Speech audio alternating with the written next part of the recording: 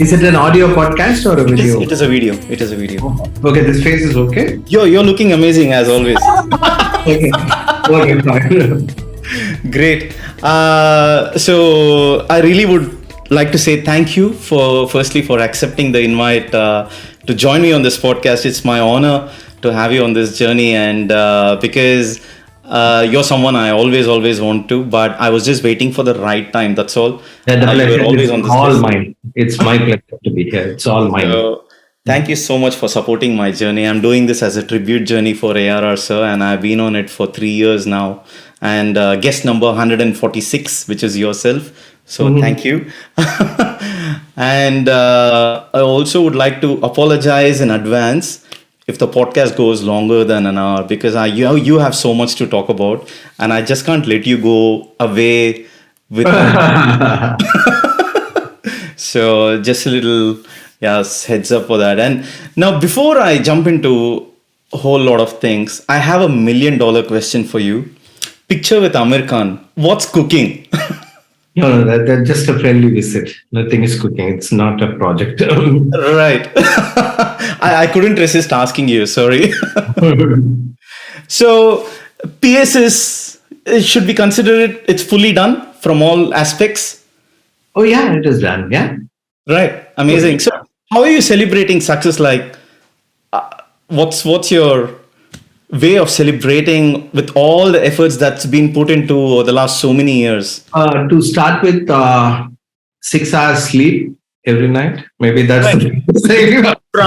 From no sleep to 6 hours, or 1 hour to 6 hours? No sleep is impossible. But sketchy 3-4 hour nights we were managing for the last few weeks in the run up to the release.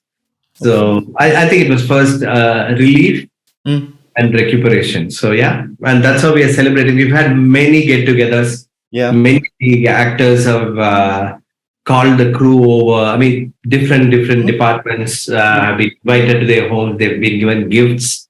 Yeah. So all the youngsters are very kicked about it. Right. So yeah, we are having a good time. And does that also include money, sir? He invited everyone for a party. I'll Right. be organizing one dinner very soon for everyone. So yeah. Okay, amazing. Great. So is he getting time for himself, doing his own thing now that it's done, at least for a bit now? Is he unwinding in his own way? Yeah, he does. He does have his own ways of unwinding. Yeah. So he's doing all of that. He's reading, he's writing, he's playing golf. And he's also into tennis, right? Or is he not? Yeah, big time tennis enthusiast. He was playing it for a long time, but off late, I think he's more into golf. Right. Okay, great. And is it fair to say that it's been almost like 15 years with your association with Money, sir? I'm sorry if I got the number wrong. That's okay. It's more than 25 years actually. I joined him in Oh, okay. 98 April 1st. So it's good. March 31st actually. March 31st, 98. Oh, wow. Even you remember the date too. Okay. No, it was the day. I think it was the third or fourth day of the Bangalore Test match, the third test between India and Australia, and Mark Taylor led them to a victory. Okay. We won the series 2-1, but I remember that game, and during that game, I got a call to come and meet boss. Okay. So that's how I remember the date. And what is today? Today is what? 29th. 29th May 2023. I think 31st of May 98 was the day we started shooting Chaya Chaya. So I think we're very close to the 25th anniversary of that song. Oh my God. Would you be celebrating in a small way, or would you even be telling him that, hey, I've completed 25 years now? I mean, you're asking me about my thing. No, not at all. No. Right. But isn't that a milestone? I mean, 25 years is quite a while. I mean, one is like, so what motivates you? 25 years is a long time to work with one person. I'm not questioning it, but I'm just curious. What keeps you going? He's still my favorite director. Of course, everyone's. I know, but I mean, you change or your heroes fade away. But he's managed to take his craft higher and higher, Hmm. further and further. So to catch up with them, just to stay, keep pace with them, it's quite a challenge. You're always going to try and do the best that you can. You're never going to think that this is easy, I can manage. That feeling never comes. So Hmm. the idea of creatively pushing yourself to match his pace, that is probably exciting in its own way. And so when I do my own projects, when I'm writing or producing, otherwise I try to make sure that I don't drop my guard or lose my pace. So I look up to him and look at him for inspiration. Naturally, maybe that's why it Amazing. lasted this long. Yeah, and like I'm just curious. Being a complete outsider, I'm just asking this question. That's all. Mm. Is having worked with a person for that long, Mm. you obviously know how this person operates, right? Over a period of time, you figure it out, and you also know what his expectations are going to be. And are there instances where you feel that you've kind of nailed on something, but he comes back with a surprise saying, "No, this is not what I was actually expecting," after Oh, having known him for so long? yeah, but very rarely that kind of a thing happens in Right. a logistical situation. But creatively, yes, he always takes it beyond what you thought something would be. Yeah. But in terms of planning and execution, Yeah. unless you really mess up and if you're logical and if you're going to follow um, a sensible path, things won't go wrong. Creatively, I have seen him take things beyond what I had imagined them to be. In Ponniyin Selvan, I can come up with an example where there is this underground tunnel scene. Hmm. It's got so many variations. It's got this big staircase, and then it's got these arches, Yeah. and then it's got the treasury, and then this path actually leads up to the statue garden where these assassins climb over the back of a statue and Yeah. they appear above the head of Ravana. And from there, you see the balcony Right. Yeah. of the emperor. This whole thing, I know I had read it in the novel, but I had no idea how we were going to execute it. I mean, we were talking Right. about it all the time. Yeah. And to imagine it in pieces and get the artwork for that done with consistency in terms of style and space and everything, and get the DOP to light it in the correct way. Right. No, it was totally in his vision. And until it actually happened on the set, we all had completely random ideas as to how it would come together. So that clarity, how to use VFX in that sequence, how to treat that courtyard where the statue garden is kept, Yeah. in terms of the topography of the whole palace complex. Right. All that shows that he's still thinking far ahead of Of course. a lot of people that you know. Of course. And just out of curiosity, how long did that sequence actually take to shoot? Okay, so they're all completely different locations. The Okay. large staircase where they get down, and then this arches and curves, then the statue, and then I think total of 8 9 days maybe. Wow. Okay. So And they were in different places to hmm, imagine them together and bring all the actors. 100%. Yeah. And now, I mean, as an extension to that, I've been obviously told by your other colleagues as well, you're spot on with the budgeting and things like that. Did you envisage that that was actually going to take 8 days, like at the time of budgeting, or For, this was for sure, yeah, yeah. That right, kind. I mean, I'm also an AD, right? So right, I get the scheduling part right before I put down the numbers next to each scene. So the first duty of yours is to actually break down the script right, and see which scene will take how long, where it will go. So I could have said it will take 8 days, 9 days. I'm only talking about the actual design, where they enter, where they exit, which part is going to be against correct, green man. which part was actually going to be built, and how this connection happened, where the assassins come and climb up from behind the statue and they look through the opening. Yeah. Uh, how many shots are we going to see from the other angle? It's purely creative in that sense, in terms of visualizing it, breaking it down, and giving each department the exact instruction. Right. That's where I'm saying he could think beyond most of us. I mean, many scenes you will be able to imagine a staging and you'll get it 60-70% of it right. The other 40% is what makes a director great rather than just good or efficient. But this sequence, I think we probably got it 20-30% right. Right. For him to take us forward. Right. Okay. Well, and do you have some sort of a debrief after an instance like that, where something that you had probably thought that it was probably, I'm just going to make it up, saying you thought it would actually take 5 days, but it actually took 8 days. So do you? I remember during your interaction with Baddy, you said that you usually have that daily debrief with him at the end of the shoot, right? I'm sorry if I got that wrong, but no, you're right. Are those the type of things that you discuss with him, saying? No, like I meet him every hour actually. Okay. Even during the shoot, I just drop in and then I check on the progress. So it's not like at the end of the day you're going to say, see, we didn't finish the scene, it's going to go on for 2 more days. Right. You already know it. I mean, the idea is to keep track of all the production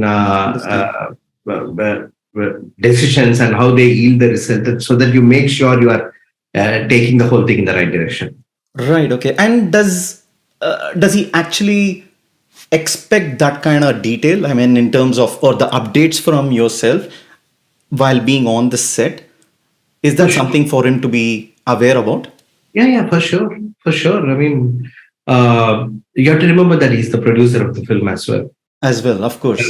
I mean, I think he's always had a lot of control over the production aspect. Like, if there are 500 people on the sets, if the 501st person walks in, he will know that he can always sense that we probably have too many people on the set. I can imagine. Because of years of working in movies, you know, if the set has the right kind of creative buzz, or if people are just lazing around, you can always know that. Right. So that way, yes, he will want the production updates, but not too many. I'm not going to tell him if there is a parking lot fight or if somebody got drunk or whatever. Or those stories are for us to laugh about much later. But during shoot, all the important decisions will go to him. If a particular set is probably going to be ready before time, and maybe we should consider shooting that to make use of an actor's date or something like that. Those kind of things. It's not always about delays and things that didn't work out. If something better, also you should know. Right. And now, don't kill me if I ask this. I'm again being curious. Let's say that 8-day sequence was shot, and Manisha is happy, you're happy with the debrief that you had in the car on the way back to the hotel. I'm just saying, and God forbid that there was one little thing that could have gotten better. Is that something that you go back and shoot the next day, or is that something? No. Okay. See, that's a very common question. To be honest, nobody will kill you for that. Please, it's a very fair question. Be kind to yourself. I think even in a great movie like Citizen Kane, reshoots have happened. Right. So it's part of the craft of cinema that you reshoot sometimes, you do patchwork. Okay. You try to take alternate takes and decide at the editing table. None of this is about you being insecure or confused. It's the journey. You are supposed to feel insecure and confused because it's an art form. It's not science. That you have to do everything possible to bring out the best movie that you can. You know, it's not a product that's made by machines. It's an art form. I'm sure Leonardo da Vinci tried different skin tones on Mona Lisa before he settled on. And nobody said, yeah, you're changing it for the 5th time. But it's okay. It's okay as long as you get it back. So if after the 8-10 days, if some scene is wrong, depends on how wrong it is. If wearable, you try to fix it in the edit. If it's terribly wrong, then I think the reshooting is definitely an option. I mean, considering how much it will cost, how much work it will require to bring the people together. But the instinct would be to, let's get it right. Let's do it right. So, but very rarely it happens. That means that means you're not actually paying attention on the set, or getting good feedback from people around you. If you're going to fix it that badly, Right. 99% of the time, it's not going well, and you want to fix it right then and there, or at least the next day. It's never like, much later you have to go back and shoot. Right. Yeah. Right. So, and there's also some sort of a daily review of the shoot or the shots happens at the end of the day as well. It can't happen the same day because you shot so much. All the footage need to be graded and brought together. DIT, the person who converts the high resolution footage to editable resolution, that person puts together the footage and shows you eventually. But by then you've already seen it on the video monitor, so you kind of know. Camera, second camera, third camera, fourth camera, maybe that footage you are seeing a little later, but your primary camera, you have seen it all. Understand. Okay, great, amazing. I love it. And we were just talking about being motivated and working with the legend and stuff like that. I also want to know, you're being a leader yourself. You have quite a big team behind you, supporting you in everything that you're doing. The line producers, the likes of Ashi and so many others. I'm sorry if I haven't got their names, but I'm just curious to know, how do you keep them motivated? Because it's quite a task. Because one is you got youngsters in your team. You mentioned that you got people at the age of 21 and stuff like that, and so probably straight out of college, no background, no prior experience, but me dealing with a multi-million-dollar project here. So one is, how do you keep them motivated? And also just keen to know more about your leadership skills as well. I don't know. I think you should ask others about it. But the thing is, it's got a lot to do with you hiring the right people. So what do you look for when you hire? Yeah. So we definitely want motivated individuals. So when you talk to people, you know why they want to be in this. If they are in it for fame, money, out of curiosity, or for some cosmetic reason, then it's probably not going to last long, because you're going to have sleepless nights. And I keep saying this: production, it's a blue collar job. There's no point if you actually want to be a boss and you want to boss over people. So when you say boss, leader, I don't nod my head, because I don't want to see myself as that. Whatever the reality may be, I still want to be a hardworking guy on the set who wakes up early, finishes late, and organizes things correctly. So that kind of a drive, if you see in a person, then you hire that person. And so most of this when you're interviewing them. When they walk in, they actually, we have a lot of enthusiastic youngsters who want to join us. And unfortunately, our organization is not the right place if you're starting off. I mean, starting from zero is a little bit difficult now. Right. It used to be okay. You could take somebody raw and mold them, but it's better if you have a degree in filmmaking, or if you have at least worked in commercials. Like, it'll be impossible to start from zero. You can, but then that will be unfair to all the others who've been waiting for years to join us with experience under their belt. So we take people with their own take on cinema. It can be a different take from yours, but you take people with opinion, with a desire to make cinemas of a particular kind. It could be the kind of movie you may never watch, but it is still about people with an idea of, this is how I want to go about it. And it always helps to have opinionated people. Right. Because they'll work towards their idea of cinema. And you sense that when you meet them for the first time, and then you know that they're going to work hard towards achieving it, then it becomes an easy bet to make. Okay, I'm going to bet on this person. I'm going to take this person. Yeah, amazing. And you also look for the right energy and all sorts of things. That is probably the right energy. People who want to make movies, who have an opinion, who are not just in it because, I like movies. But everybody likes movies. Everybody wants to make movies, but to actually know that you want to make a kind of movie, then that means you have formed an opinion. You like certain things, you dislike certain things. It's easier to deal with those people. Right. Okay. So as just me being naughty, if I was going to say I'm a huge fan of Mani sir and I absolutely love him, I love his movies. There's no place for someone like me. Unless we have until I have a passion to make cinema. Yeah, unless I have about 50,000 slots open for assistant director, I can't take, because that's what everybody says, and I'm sure they're telling us the truth. But yeah, that's nice to hear, but that's not necessarily a qualification. Agree. To get employment. Agree. And how do you keep them motivated? Having a big team and dealing with a multi-million-dollar project again. How do we keep them awake? Maybe that's a question, because we don't have time to sleep. We don't overanalyze things. Okay, I think we believe in teamwork. I think we want to have an open door policy. Like there is the theory that if you're a researcher, you do better research with your door open, apparently, because the ideas that are floating in from outside are going to motivate you. If you're going to keep the door shut, you're going to be limited by your own thought process. It's not a philosophy. It's actually almost a theory. So that way we like to have people come in with their own ideas of how things can be done, and we learn together. So at the end of the day, you go back home thinking you achieved something.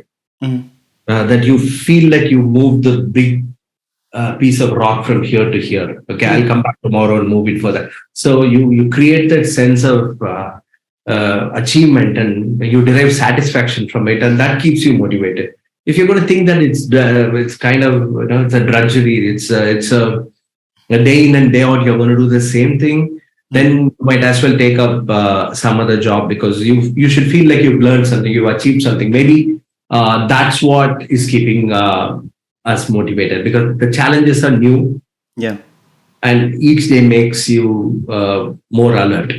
Yeah. Nice. Great. I love it. And during your interaction with Baddy, you said that you had like roughly about 140 WhatsApp groups and things like that, right? And me being in IT, I work in IT here, and then I'm just curious to know, I'm trying to apply my agile principles here. Do you have more like daily stand-ups and things like that with your team, saying today this is what we're going to achieve, guys, and tell me what are the challenges you had yesterday? Does something like that happen? Yeah. Maybe in a different language. Yeah, of course. But that's the plan. Like you might have noticed me asking my colleague to lock my door. Otherwise, my door is always open. Yeah. People always walk in and correct me if I'm wrong. I'm not always saying they come to me for advice, but they also come and tell me this worked, this didn't work, I'm going to do this, I'm going to do that. And then I say, hey, she came and told me the other thing, call her back. So we are always in conversation. We are always talking about which set is getting ready, which location is going to come together, which actors' dates are available, and is a person going for a haircut? Are we going to finish his work first? So it's always about bringing the schedule together. We just want to make sure nobody misses out an element. So it's not like there is a formal time allotted for this. I think it's always about moving things forward. Right. And this is something that I'm just curious to know again. One is, again, as I said, it's a huge project. I'm just taking PS as an example. That's all. Multi-million-dollar, huge thing, huge stake in it, and then, expectations and whatnot. And then you have a team that you have, entrusted to support you in everything that you've planned and things like that. Huge amount of stress day in and day out. And we're all human at the end of the day. There could be tantrums, and there might be an individual who's unable to cope up with the stress for anything, could be anything. And how, as a leader, how do you address or look at that perspective as well to ensure that the boat is still sailing? And no, I keep reminding people that we are into making movies. They are the luckiest buggers on the planet. because if you actually mess it up, what you're going to end with is a bad movie. But it's not like you being an engineer building a bridge, and if you mess it up, people are going to die. Yeah. Yeah. It's not like that. It's still an art form. Mm. There is still somebody who's going to like your film. There's still somebody who's going to say, "Wow." Yeah. Even bad movies have had fans. So the point is, we are all privileged to actually complain about the stress that we are facing. Yeah, we are all human. I agree, but I think we should get a grip on life and understand that we should be privileged to be working in this. So yeah, times it becomes a little too difficult. I think a typical reaction that I've seen in the past years is somebody threatening to quit. Mm. You have somebody coming and saying, "Oh, I can't handle this, I'm leaving." Midway through the project. This person has been nasty to me, or boss is unhappy with me, or you are unhappy with me, or I messed up. It's not you, it's me. I'm going. So whenever that happens, I really advise them to take a couple of days break. Right. Just go home. Assume that your resignation is accepted. Just fine. It's fine. You quit. Thank you very much. You did a good job. Just go home. And tomorrow, if you wake up and you're going to feel sheepish about this, and you're going to think, "Oh shit, they're shooting on set. What am I doing here? I hope that costume has arrived on time. I hope this person's dialogues have been given." If you have that itch, just come back to work. I think you just need a break. Love it. So the stress, when it builds up, you actually want to say, "I'm done with it. It's pointless. I'm going." I felt that way. That's why I'm able to empathize with it. So good. So I keep reminding people that we are all privileged. But if you really think you want to leave, fine. I'm not going to emotionally blackmail you. You can go, but just take a break for a couple of days and then decide. And usually they'll come back. Love it. Love it. I absolutely love it. I think I should do this when I have a problem with one of my colleagues at work. I'm just joking. In the last 25 years of your journey, and then more to come, I want this journey to go forever as a fan and a music lover, movie lover, and everything about Mani sir and his team and you, of course, is what I want to know is how much of an involvement does an executive producer like yourself have in the music? Or rather, I'm trying to ask, maybe is an executive producer is also expected to be a creative producer? And of course, your case is a bit different, I think, because you're also an assistant director. You're like wearing multiple hats too. So how much of so I'll make the question really short and simple then. I think I'm confusing myself. No. The answer is zero. The executive producer has got nothing to do with the music. Right. So, and especially when the combination is that of Mr. Maniratnam and Mr. A.R.Rahman, very rarely they need creative input. I think it's probably limited to what you like and what you don't like. I mean, whether that is valid or not is a different issue. You listen to tunes, you listen to something, and you're excited or you're not excited. That's the max you can do. Because it's a very, very creative domain that totally belongs to the director and the music director, the music creation as part of a movie. Because it's not just logical, that anybody can do. This is this kind of a scene, action scene. So let's have this kind of music. This is very sad, and this person is upset. So let's create this music. It goes beyond that when you're talking about a classy film score. It's not a direct reflection of what's there on screen. If the music can say more than what everybody else is saying, an actor is already performing. There is an editor who's put the scenes together. A cinematographer has shot it. Dialogue writer has written the lines. What is a music director bringing to that scene? It should be a little more than what is obvious to everybody else. So that domain is totally a director and music directors. As an assistant director, you get to see a lot. You get to see the way that is created. To be really honest, to be blunt, your contribution is zero. Of course, on the way back, you tell the boss what you think of this or that. And whether that sticks or not is a different issue. You are sharing that for your satisfaction, not to actually have Right. an influence there. Yeah. But does he ask you for your opinion or an input on a Yeah. music piece? Yeah. When the tunes arrive, you definitely hear them. Yeah. And you hear them again and again. And then maybe that evening you uh, still get to send him a message about what you are thinking of and how it worked. Oh, yeah, of course. You get to hear all the tunes. And it's a privilege. So you do provide an input back to I don't take it as an input. I take it as a feedback. That's not an feedback. input. Yeah. Yeah. Sorry. Yeah. That's probably the right word. Right. And he takes that feedback forward. That I don't know. Okay. Probably not. Probably not. That's what I'm saying. I don't want to artificially create a position for anybody other than the director and the music director in creation of a film score. Right. Yeah, no, I understand. And yeah, I mean, the reason why I wanted to ask you that is also because you traveled with Mani sir and ARR sir to Indonesia, right? Yeah. So surely there would be things that you would like to talk about. Oh, yeah. And I'm so keen to document this because it's more like a treasured memory now, right? So it's not the first time we've traveled with Rahman sir for composing a film score. We went to somewhere the north of Goa. I think it's close to Sindhudurg, where we went and stayed somewhere to work on the music of Chekka. Right. And in those 3-4 days, he came up with a lot of tunes, a lot of thematic ideas. Many of them ended up in the film.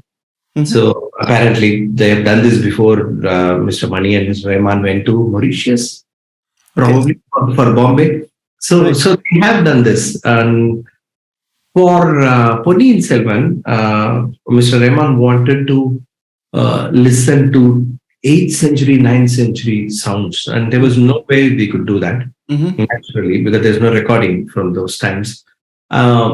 One option was to go to Bali because there is still a particular branch of Hinduism that's practiced there, which is probably not mixed with the Indian version of Hinduism. Right. So, because they've always been cut off from this land by thousands of miles, I think that tradition and that culture has evolved on its own. It's kind of different from mainland India's idea of Hinduism. Right. So we wanted to go there and we wanted to listen to the prayers and the chants in those temples and the kind of music that they play or they listen to from the cultural point of view. So he chose Bali. So his friends were there for us to connect with and organize our trip. It was beautiful. We went there, stayed over for 4 days, visited temples. We recorded some very old-fashioned musical groups coming together to perform their traditional music. Right. We recorded a monkey chant, which which ended up in PS1 as the Devaralan song. Yeah. Yeah. So, and we also saw some street plays, and some of those masks and their makeup ended in the film with Vandiyadevan playing the Kamsan character and everything. So it was a beautiful trip. It just opened up a completely new door in their creativity. Right. And did he compose in front of your eyes, as in in his own zone, compose something and then brought it back? Usually he composes on his own and plays it to Mr. Mani. Right. Very rarely he's going to play and ask you, how is it? It doesn't work that way. Of course, he's asked once or twice in the past, but that's because he's hit upon something so nice that he's so excited. He's sharing that with you like an enthusiastic kid. But it's a very personal experience for him. How, when, from where he gets his music, only he knows. So when he's inspired, it could be at 3 a.m. when he's alone in the studio. We don't know. So when these tunes are put together, they're sent to sir. It used to come in tapes and then in CDs. Now they come by email. That's all. That's the only difference. And then the director will listen to it again and again and pick and choose his favorite ones, and they'll go back to Mr. Rahman Right. Okay. as the selected ones. Right. And let's say the selected ones goes back. I'm just curious to know what decides the duration of a track. As in, let's say Chaya Chaya was, I'm saying, I could be wrong with the duration. Let's say it was 10 minutes. And yeah, and then if there was another track which was 5 minutes, who decides what's the duration of the track is going to be? I think the tune decides. The tune. I think the tune decides. I mean, till whatever length it can hold, Right. then it gets fixed. It's not like something is so good, but you are in a hurry to finish it in a minute, or something has run out of steam, and then you still want to stretch it for 6 minutes. It doesn't work that way. I think each song is treated as a separate entity. Then in the film, you can use it for any length you want. Yeah, you can that's what I was use going to it. You can use it in loop if you want to have more length. But I think as a musical piece, as a song, I think the tune decides itself. Right. So basically, let's say if a track arrives with 5 minutes duration, it's totally up to Mani sir and yourself as a team. We don't have anything. I'm making it very clear to you, because it's one of the creative processes where the storyteller and the creator have to work hand in hand. I mean, we all get to listen to it. We're just privileged that we have given our opinions, but I don't want to pretend as Yeah. I was saying it's not true. Right. Yeah, sometimes a tune might come that could be only 2 minutes long, but Mr. Rahman already knows that it's going to be 6 minutes in the end. It's just an idea. And if that works, he'll build on it. So at that stage, you don't know about the duration or anything. You just know whether it's hitting you at an emotional level. Does it make you dance? Does it make you cry? Does it make you feel like you are in love? So whatever that theme is trying to convey, whether this musical piece brings it out, I mean, I think that's the only call at that point. How long it's going to be, it's a call that will come much later. Right. Okay. And which is probably in the shooting mix level? No. I think when the tune is kind of in place, then the director and he work on it, where Mr. Rahman expands it to the correct length that it can be. He adds elements, or at least he leaves notes saying there's going to be a flute here, there's going to be this orchestra coming in here, but the main vocal part is fixed, and then it goes for lyrics. The lyricist puts in the words. Then we record a track, and then you listen to it. It's now what was just a tune, what was just a musical piece, now has words to it. Now you have a structure of a song. Then the musical elements are added to it, and that's when he edits and gives you a shoot mix. Right. Okay, I understand. Am I making sense? Yeah. I mean, I'm just trying to visualize everything that you're describing. Right. Yeah. Okay. Understand. So, if Mani sir has already sort of, let's say, I'm just making this up again, that he has decided on shooting a particular sequence or a song sequence, that's probably the right thing to say, in its entirety, he, in terms of however long that's going to be, he does give that briefing to AR sir saying, this bit, I am definitely going to be shooting the entire thing. No, our idea is to shoot everything in its entirety. So Rahman sir will finish all the songs and give you to the best ability at that point. Right. And you decide how much of it is there. Rahman sir is not going to assume that they're going to shoot only half of it. Let me give them only half. Right. Yeah. Okay. For him, the song is a piece by itself. Okay. Understand. The music video is a piece by itself. That's a different one. Get it. And this is something that I've always been curious about. Again, I mean, this is something that I might also have to ask AR sir in one of the conversations in the future. Is one is to compose a tune, right? And then comes adding layers and orchestrations and anything and everything that will make a track. And I'm always intrigued about the fact that how does he decide? I mean, he's a legend, no doubt about it, is how a track should start and end. Like, for example, there are certain tracks that even the way it ends is so magical You're that. saying, you're saying you have to ask Rahman sir also this question. In fact, you have to ask only Rahman sir. Who else can answer this? No, You because know, the reason why I brought this up now is I'm taking even Mani sir might have an input on that front saying I would, but when a track goes to him for feedback, he might go back saying I would like this track to end in a certain way. yeah, I'm sure he does. But he might be thinking of it in terms of how he sees that track featuring Right. in his film, where the story is also flowing with the music and it peaks at the right time. So it could be from that perspective. And Rahman sir may do exactly that, or he may still improvise on that and give a finish that could be better than what you've imagined. You know what I'm saying? Because it's a musical piece. Let's remember, it's not a logical puzzle to solve. Correct. Correct. So as a piece of art, it should speak for itself. That's why I'm saying the artist will know when he or she is happy with it. Understand.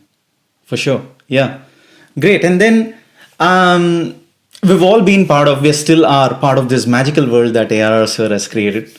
And for the years to come, no doubt about it, right from the Roja days or even before that. And every collaboration, especially with Mani sir, has been sort of a milestone. And it's a timeless classic as well. We go back, play those tracks, and we enjoy, and then makes us forget about all the worries and things like that. And here you are, who have actually been so closely associated all through the journey. How does it feel, and would you like to describe it in words? Like, what comes to your mind? Well, the first time in '92, when I was studying in Rajasthan, a friend of mine, her name is Leena, she had traveled to Chennai to meet her parents or for her cousin's wedding or something like that. Yeah. And she had gone and met my parents to collect some sweets and a new shirt for me and bring it back to campus because it was a 2-day train journey to Delhi and then a bus journey to Pilani. Yeah. She gave me whatever my mom had given her, and she also gave me an audio tape saying your mom wanted you to listen to this. It's your favorite director's next film. And it was good. So, and I could see that it had a new music director. I was quite curious because I had lost touch with Tamil magazines for 3-4 months. Right. I had no idea what was happening in the movie industry or at least whatever the media was saying. So I had a small tape recorder, I popped it in, and the first time you heard Chinna Chinna says the opening bit, you fell in love with it. And I don't think I'll experience anything like that again. I think each generation has one artist coming and creating a new world for you. That sonic landscape he showed us that day is so unique. I'm sure there are other names for other generations. At least the lucky generations have had somebody like that. But I was 18 years old, so I would say that was a real eye-opener for me, that the Tamil film music could sound like that, and eventually Indian film music started sounding like it because his influence went beyond Tamil cinema. So by the time Pudhiya Mugam, his second album, came out, I had become his fan. So when I joined Mani sir, I think I met Rahman sir around 98 May. Yeah. I remember walking up to him and introducing myself in his studio. I think we were recording the Tamil version of Tu Hi Tu. Oh. That was the first recording I was part of. No, that evening we also recorded the Tamil version of Jia Jale with Janaki Amma. So it was a heavy duty day in Panchatan Studios. So I met him when he was already a superstar. So my admiration and the fanboy thing continued. It still continues. Even now, when I speak to him, I speak only as a fan. I'm always excited to see him. I'm always excited to tell him how much I love this song or that song. And it's quite sweet. He's very gracious in accepting it. Sometimes he'll ask, are you really it's working now? It's happy. So it's so nice to see that he's still excited about people loving his music and not taking it for granted. Yeah, yeah, of course. And what are the other types of like off the record conversations that you have with him? Just Got curious. it. Very common. That's so very rarely we want to talk to him about nonsense. You know what I mean? Because he's always in his own world. He's busy, and it's not like he's chilling with you. He's in between many projects. I've always seen him as a supremely busy man. He is. Handling 7, 8 films at the same time. For example, now he finished our audio function. Then he had to go to Dubai to record our film's background score. He came back and he had a Sufi concert. No, he came back and he had another film's audio function. Pattathala. Yeah. Then he went for a Sufi concert, and that night he took a flight and came to London. Yeah. And we were already there. And we recorded our background score there, and he flew back the next morning. It's amazing that somebody could work so much. And why do you want to waste his time by telling him some joke, how much ever funny it is? So, but I do like to be around him, because there is always a smile to share or a small joke to crack. Yeah.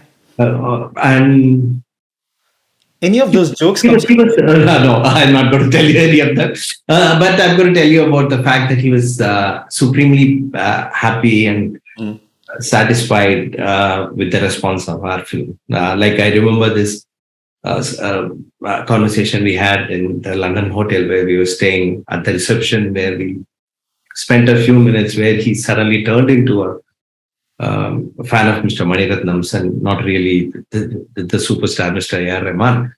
So he was also saying how cool it is that the movie has done so well, that people like it so much. Of course. That it's so cool that for Mani sir to have reached out to so many people with this period story at this point. I was saying you are a very, very integral part of it, sir. Obviously, your music has made it work.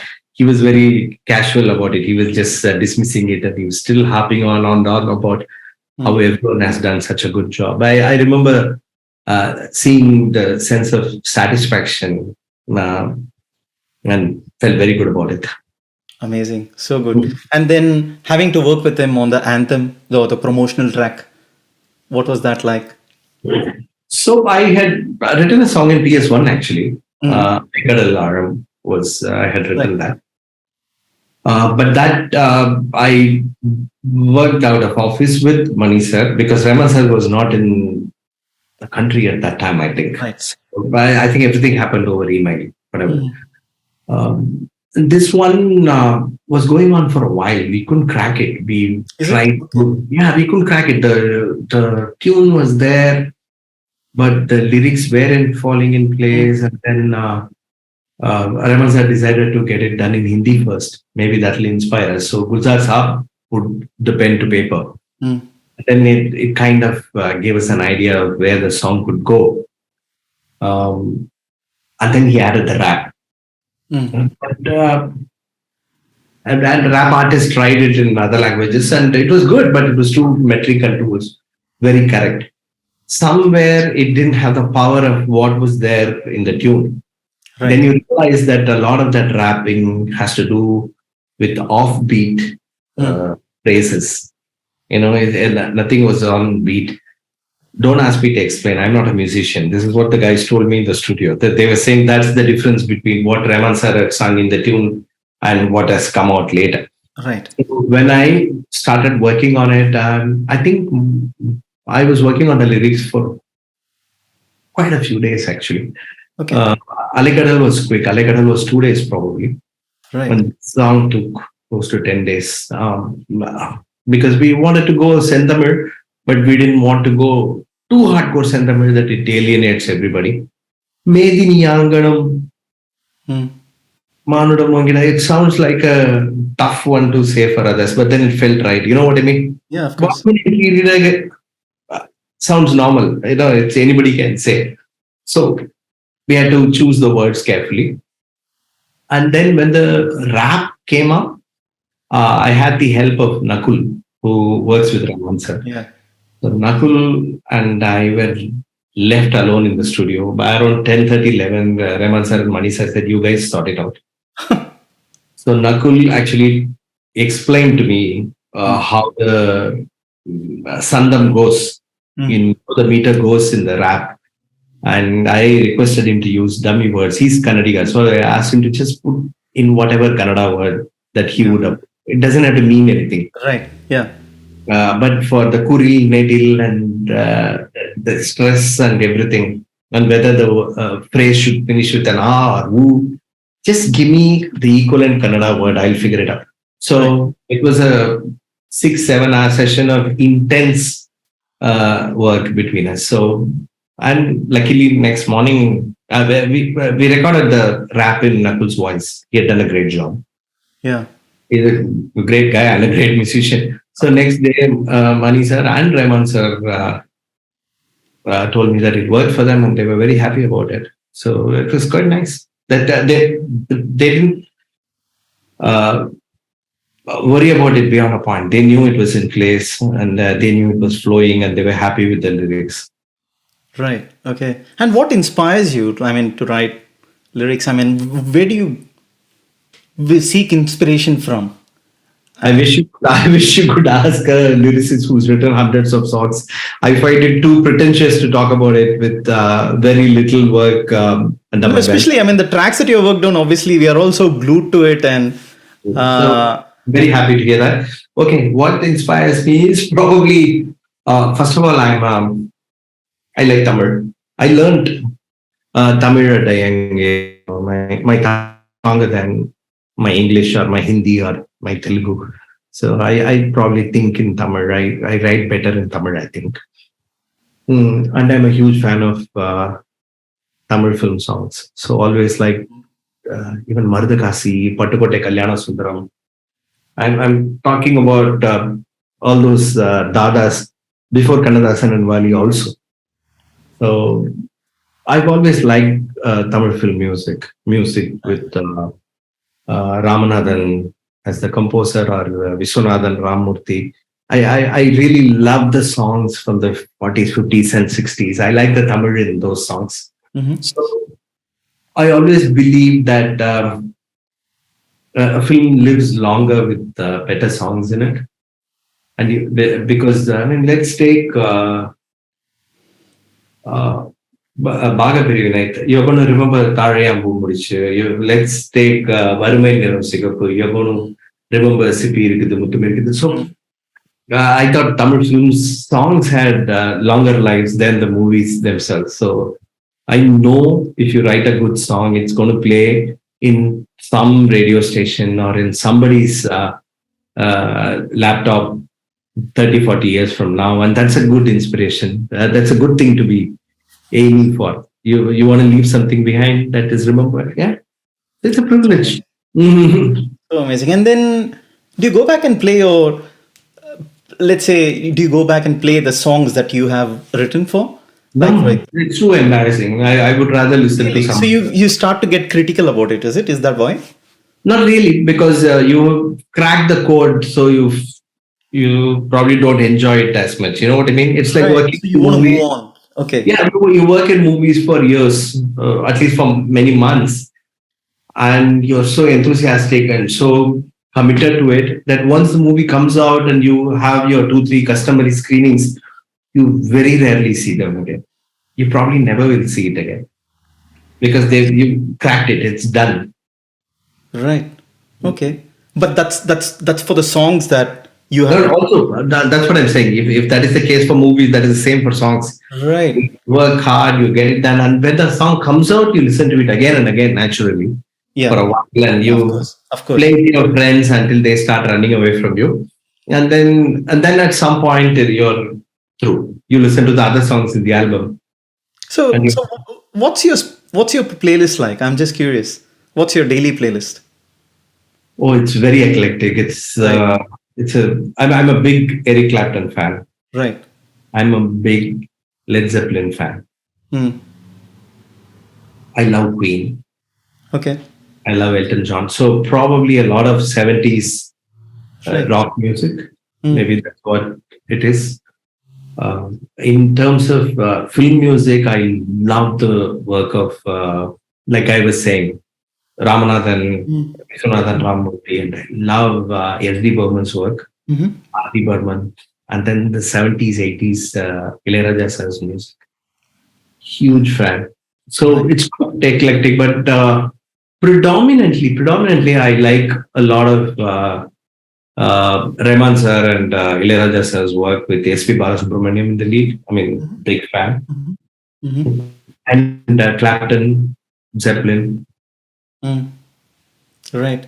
And is there any of the soundtracks in Mani sir's discography, filmography that you go back and listen to? Trida Trida. Of course, that's the default soundtrack for us as fans to play to do the sound check for any new headphones or speakers And Talapati. in 2023. And Talapati. Such a Wow. rich track. Right. Wow. So amazing. Great. And there are a couple of more things that I want to definitely ask about, slightly moving away from the musical world. Sure. Mani sir is so particular about the golden hour, right? In the mornings. Yeah. I think every director is actually. I've heard that even Spielberg, Ridley Scott, Right. they don't want to miss out. Yeah. Right. Is this more along the lines of let's see how much we can make the most of that golden hour and fit the scenes in, or the scenes actually demand that it needs to be shot in that time of the day? Okay. Before you go there, I want to ask you. I mean, you got 400 people who have all come to this location to make this film. The choice is to wake up at 4, get ready, and mount your camera and shoot a scene in that beautiful light, or sleep longer, Yeah. wake up late, have your breakfast at the hotel, and come at 9 o'clock. Which is better? The former.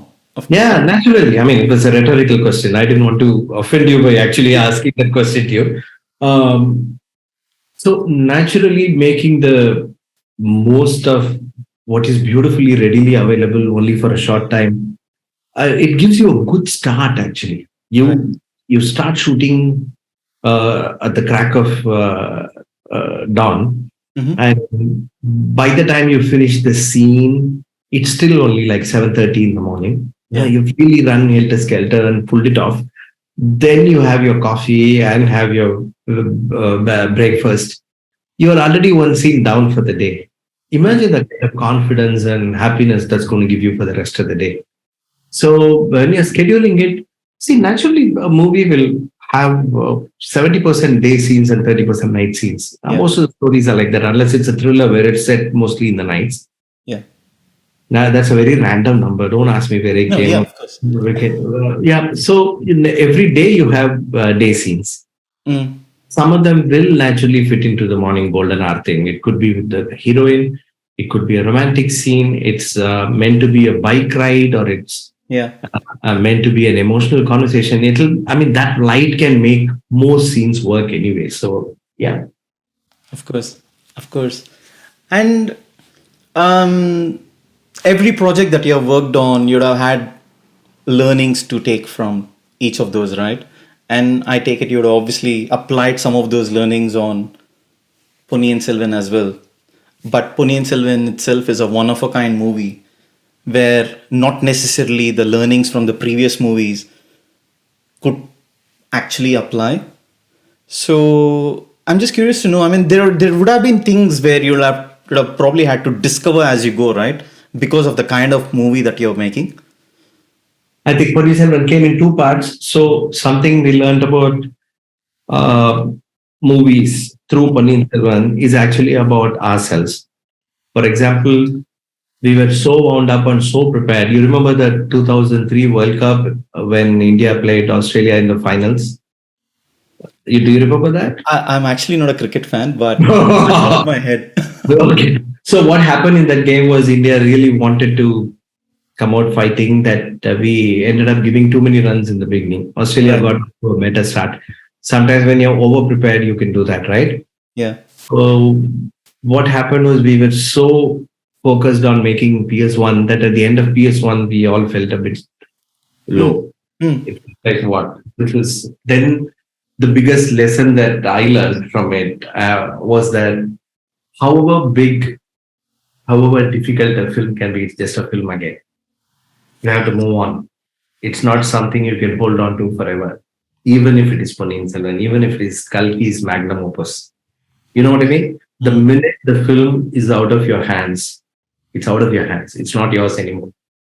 Don't hold on to it. So when PS2 happened, it kind of we were better prepared. So the biggest learning that I had from Ponniyin Selvan was about Ponniyin Selvan itself. That it's a big film. It's a very important film. It's a milestone film, but it's a film. Means you have to go out and make more films. You can't really sit down and light a pipe and say, I'm done with it. No, that's not going to happen, boss. Right. Yeah. Amazing. And then I take it the learnings, although unique, will potentially apply for the upcoming projects as well, right? Yeah, absolutely. It's about the coordination and communication I spoke about in detail with Bharadwaj Rangan, where you saw the Absolutely interview. I loved don't it. want to bore you with it. The most important thing was to remember, like I told you about the songs, that what you're going to do now, what you're doing now could be remembered many decades later. So try to give the best that you can. Take a good shot at it. So you are not apologetic or embarrassed about it 30 years later. At that time, if you say, if I'd had half an hour more, I could have done a better thing. That doesn't cut it. So just give it all and then leave it for eternity, because you can't change it after that. Understand. And I had Sharda ji on the podcast as well. She came like sometime last year. And one of the things she said was, one of the things that Madras Talkies really does is the budgeting, which is the most important bit. And I think Madras Talkies really does well from a budgeting perspective for any project. And that's something that she said. But I would like to ask you, you being the executive producer for pretty much all the movies, do you usually break even with every movie regardless of however it does in the box office? I thought you were going to ask me a question about budgeting. You were asking me about business now. So I'll stick to budgeting. So okay. Sharda knows best.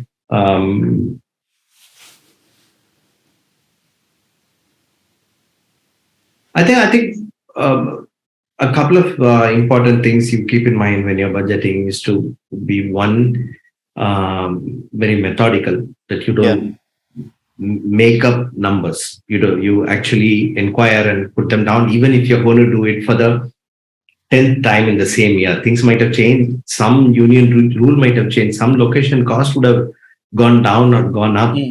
Maybe there is a new crane that's cheaper than the one you've been hiring. Maybe the actor you are planning to cast has had a major hit and she has changed her price. Right. So be very methodical about it. Right. You have to be very realistic about it. You have to not cheat. If something is going to be X and again and again and again you worked on it and it's still coming to 0.9X or 1.1X, accept that it is X. Don't pretend that it can be half X. It's never going to happen. Right. So be methodical and be very realistic. Then you are going to end up with a real budget. Then you take it from there. Then you know what you can afford, what you can't afford. Right. Okay. And then what about the business part? That we don't talk about in interviews. That's too complicated for an interview. Right. Okay. Awesome. Great. And just last couple of things before I let you go. Message for AR sir then. Oh, sir, you are the very best, sir. I mean, you know how much I love you. Yeah, I'm just looking forward to meeting you next week. Of course. And then any small piece of advice for the aspirants and the youngsters who want to pursue or get into the creative space? I think if they're going to listen to your podcast, they are already aligning themselves with the right people. Okay, they are Rahman sir fans, so that's a good place to start. So you see yourself as part of a community that is loving and that's happy and that lays its emphasis on art. Then that's a good place to start. So I really wish them all the best. And the only advice I can give them is never ever listen to anybody's advice. Great. Never. It's not going to work. Just do what you want to do. Right. Shivaji, we have obviously touched on so many aspects, and thanks for being patient with my curiosity, wanting to know more about as many aspects as possible and I could think of. Is there anything, any topic, any aspect that you would like to talk about that I have not touched on or you were really wanting to talk about? Thank you very much for having me. So I didn't feel like I had to think to protect myself. You didn't make me feel insecure or anything. So I just opened up and shared whatever little I know. Thank you so much for that. So I really wish you all the best. And, Thank you. And we'll meet again. We'll talk more. And 100%. then if I have something more to tell you, that time I'll tell you in person or 100%. Yeah, of course. And you'll be seeing me in Chennai. I was in Chennai just last month, but I'll be coming back again in July. So please come to office. Please come to Madras Talkies for a cup of coffee. I will. Thank you.